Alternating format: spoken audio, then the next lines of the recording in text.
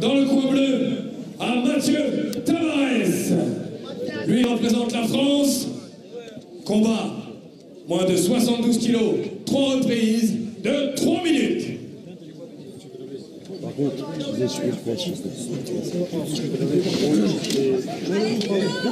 j'en profite de nouveau pour remercier tous nos partenaires, qu'il s'agisse du restaurant Kemer de Lille. Et on va profiter de sa présence dans la salle pour s'entretenir un tout petit peu avec lui, évidemment, tout en restant dans cette finale. Bonsoir, les camels. Cédric Doumbé. Cédric, je voulais que tu viennes un peu au micro parce qu'on va se retrouver très vite. Ce sera le 10 à la Corotel Arena de Paris-Bercy. La bonne nouvelle, c'est que SFR Sport 5 rediffusera l'intégralité en direct et en exclusivité de cette soirée. Et le point d'orgue de cette soirée, c'est tout simplement la deuxième défense de ton titre. Ce titre le plus prestigieux qu'il y a dans cette discipline du kickboxing. Et c'est pas n'importe quelle remise en jeu, puisque ça va être contre celui à qui tu l'as prise, Nicky Holzken. Alors à quoi t'attends-tu? Quelle différence crois-tu qu'il va y avoir par rapport au premier combat? Alors sincèrement, pour répondre directement à la question, je pense pas qu'il va changer grand-chose. Parce que bon, c'est vrai que c'est un combattant qui a déjà plus de 32 ans. Donc il a déjà un style déjà à lui, quoi. Il est imprégné d'un style. Je pense pas qu'il va changer son style de boxe. Maintenant, ce que je pense, c'est qu'il va mettre la pression. Parce que c'est vrai que le combat que j'ai fait contre Congolo, j'avais pas très bien travaillé ma condition physique et on l'a pu l'apercevoir. Et donc lui, à mon avis, il m'a étudié sur ce combat et je pense qu'il va me mettre la pression à la différence du combat aller. En même temps, il n'a pas le choix. Hein. Il est challenger aujourd'hui. S'il veut te détrôner, faut qu'il puisse te mettre sous pression tout de suite, quoi.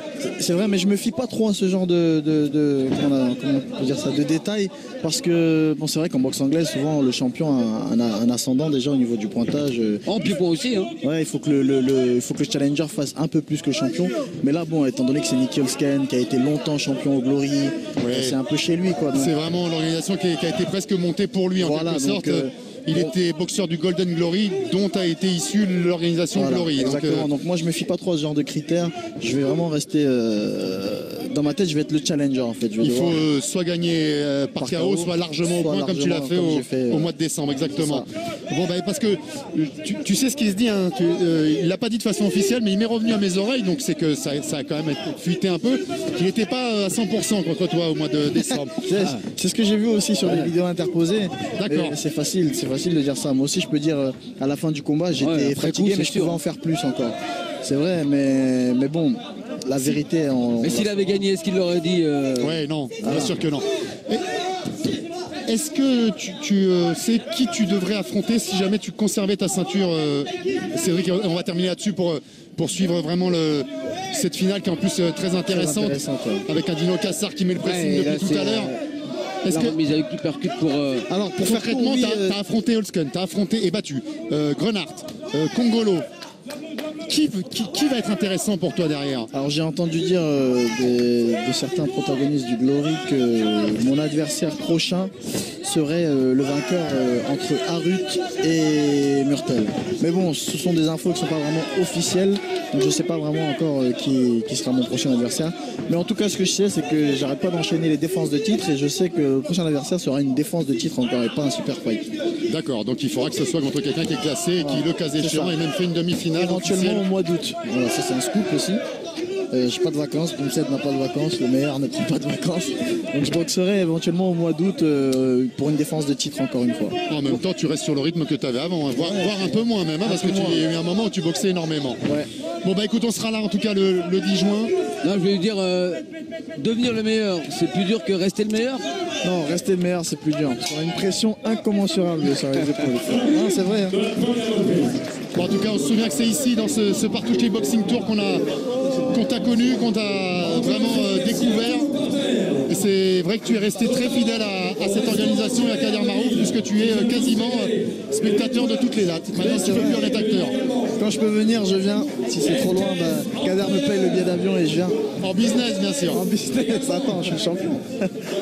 Bon, bah, en tout cas, merci infiniment Cédric, on est ravis de t'avoir eu là et puis on sera ravis de commenter ton combat, ça fait longtemps qu'on n'a pas eu l'occasion de le faire et ce sera évidemment un grand plaisir pour nous. C'est vrai, merci à vous aussi, les deux camels. Moi, le 10 juin, c'est mon anniversaire au passage, donc s'il y a un cadeau à me faire, c'est la petite victoire. Un beau KO pour ton. Voilà, bah, c'est parfait. Offre-lui la ceinture, je crois qu'il l'a pas eu. Kamel. Non, ça va, je vais lui laisser son jouet, mais la victoire, ça me suffira. Ça suffira. Voilà. Merci les camels. Merci à toi, merci Cédric et bon entraînement, bon dernier jour d'entraînement. Merci, bisous à tout le monde. Ciao. Voilà, on a une première reprise avec toujours beaucoup de mouvements de la part de Mathieu Tavares. Il s'est pas laissé enfermer. Le pressing de Dino Cassar. Et on retrouve les hommes à l'appel de la seconde reprise. Et c'est parti. Sous les ordres d'Éric Malin, l'arbitre de cette finale. Faites attention parce qu'à Malin et demi. Hein.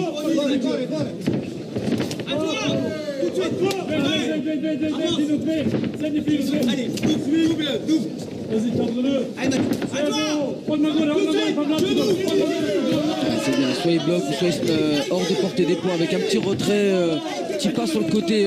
Mathieu Tavares se déplace très bien.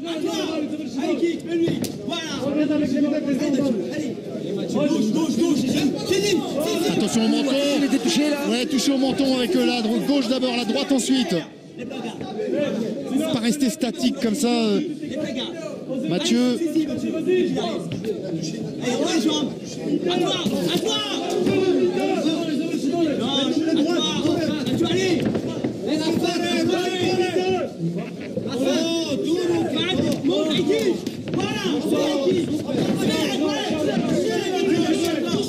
Plus solide, hein, plus planté, Dino. Ah, mais je dis qu'il plante de plus de coups, ça reste Mathieu Tavares avec les déplacements, l'intelligence, mais facilement à l'abri de l'anglaise proposée par Dino Cassar.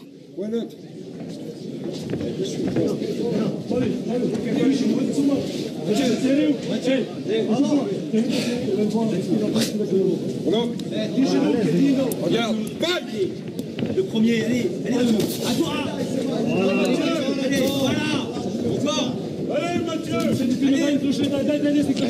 Bien là sur la jambe avant pour placer le jab.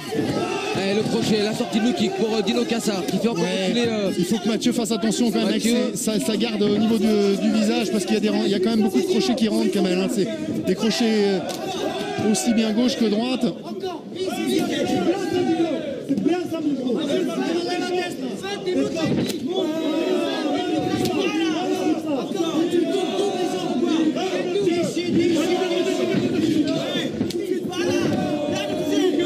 Allez, le retrait, le retour low kick pour Mathieu Tavares. Dans la série des étrangetés quand même, après Youssouf Binaté dans le coin de Célestin Mendes, on a Arman Ambarian quand même dans le coin de Dino Cassar. Il faut quand même se rappeler qu'ils sont tous les deux dans la même catégorie et qu'Arman est déjà qualifié.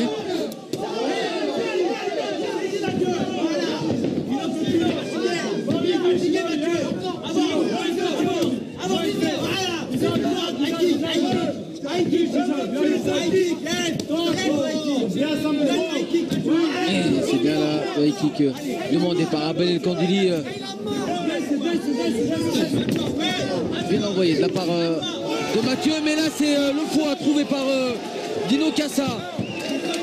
Là, vu insister sur ce travail. Ouais, et ça vient de céder. Et on a l'impression de voir Célestin Mendes tout à l'heure. Ouais, c'est ça. Oh là là, Kamel, il sera peut-être pas là à 8. Si il retourne. Kevin Yapi, vous voulez dire. Oui, Kevin, j'ai dit Célestin, oui, pardon. Oui, c'était pas Célestin, c'était Kevin. Ouf! Voilà un gong qui arrive à point nommé. Fin de la deuxième reprise.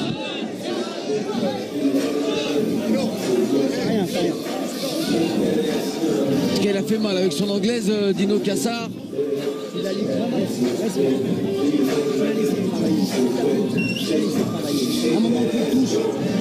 Je remercie une dernière fois les partenaires, le restaurant Kemer. Il n'a pas eu un combat facile en demi-finale, hein. Déjà Mathieu Tavares face à Saïd Zadi. Empire et Burger S le groupe Partouche et son Basilo de Saint-Amand-les-Eaux qui nous accueille. SFR Sport 5 qui nous diffuse. Et bien évidemment laquelle production de Caverna.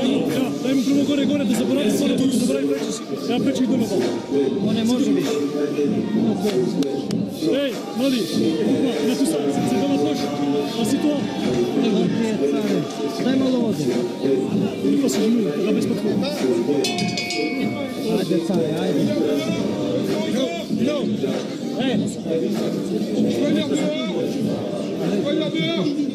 La Belgique qui se dirige vers un carton plein. Hein. Ouais. C'est un finaliste chez les moins de 63 kilos. On risque d'avoir le même résultat pour le second belge en finale. Dino Cassar. On va le savoir dans 3 minutes maintenant.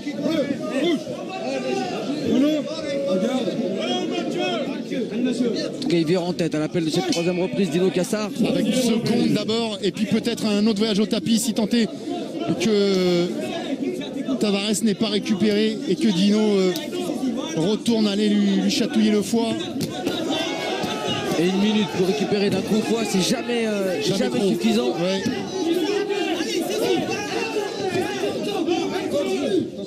Ouais, la petite saisie, mais bon, Dino il devrait continuer, c'est pas à lui de faire la police.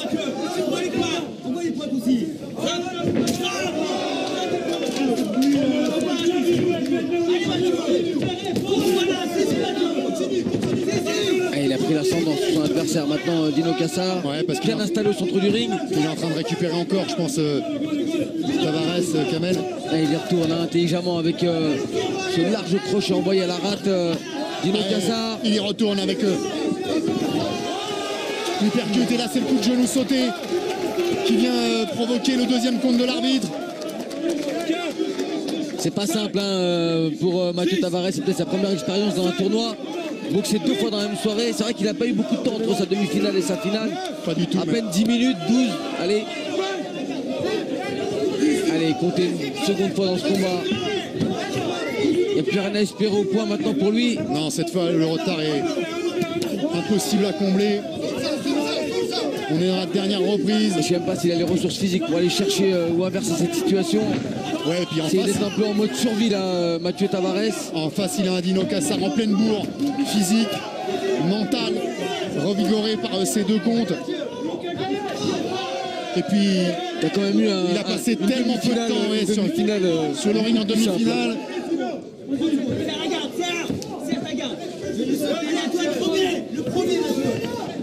Allez, dos au corps maintenant, il se laisse fixer Mathieu Tavares. Il a plus les jambes pour s'extirper comme en début de combat. Et il laisse passer encore le back fist. Allez, encore 1 minute dans cette dernière finale.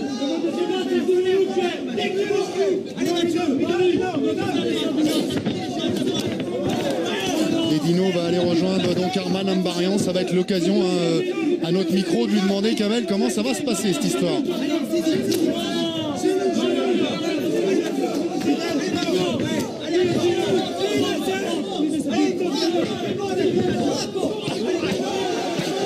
C'est bien amené, ça percute, ça fait plier Mathieu Tavares.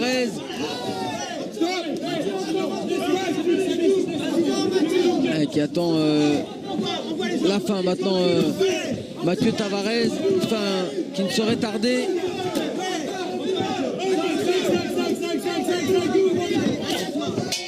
Et voilà, c'est fini. La Belgique qui fait carton plein ici. Un finaliste chez les 63 et un autre chez les 72 kilos. Ouais, on félicite évidemment Dino Cassar, mais il ne faut pas oublier quand même ce qu'a montré et démontré ce soir Mathieu Tavares, qui repartira avec une victoire et une défaite, mais vraiment une belle victoire.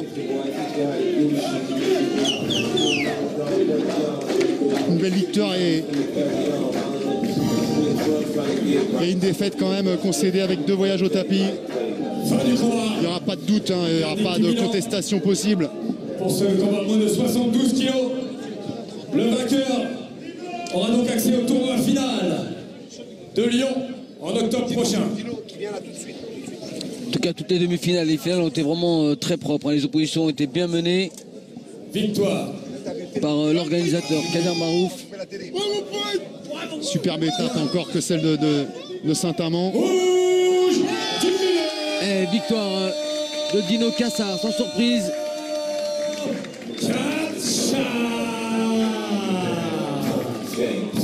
Dino Cassard, grand vainqueur, qui va être interviewé d'ici peu.